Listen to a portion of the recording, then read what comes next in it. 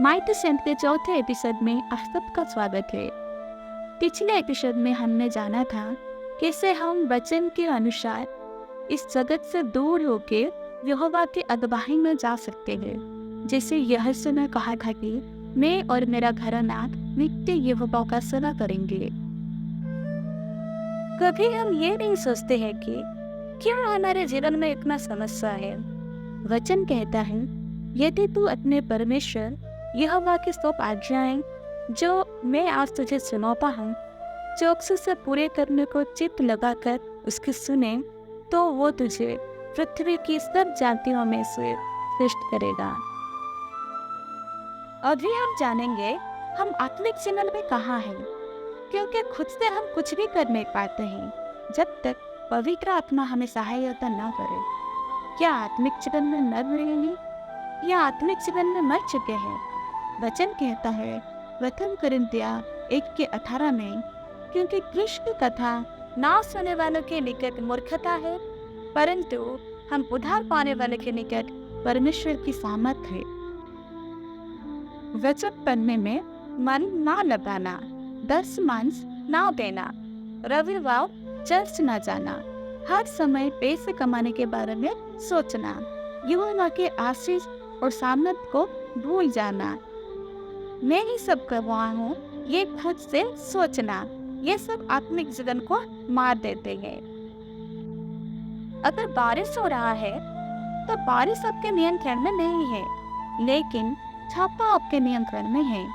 हम मिट्टी से बने मनुष्य हैं और हम बहुत बड़ी बड़ी जरूरत को पालते हैं।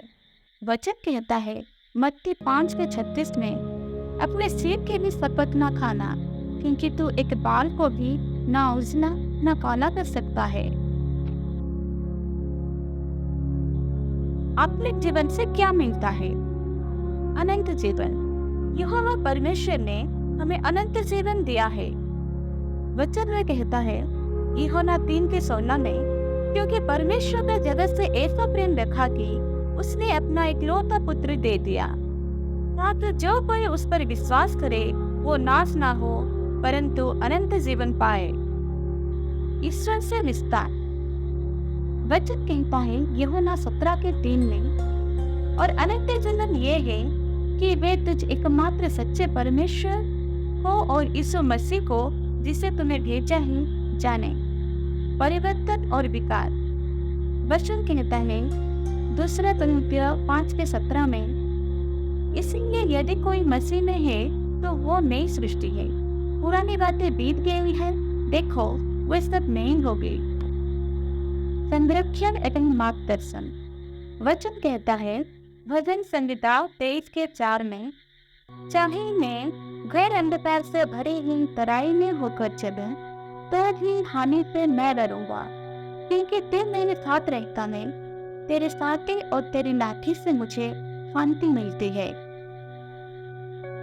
वचन कहता है रोमियो 8:28 में, और हम जानते हैं कि जो लोग परमेश्वर से प्रेम रखते हैं उनके लिए सब बातें मिलकर भलाई को उत्पन्न करती है, अर्थात उन्हीं के लिए जो उसकी इच्छा के अनुसार बुलाए हुए हैं।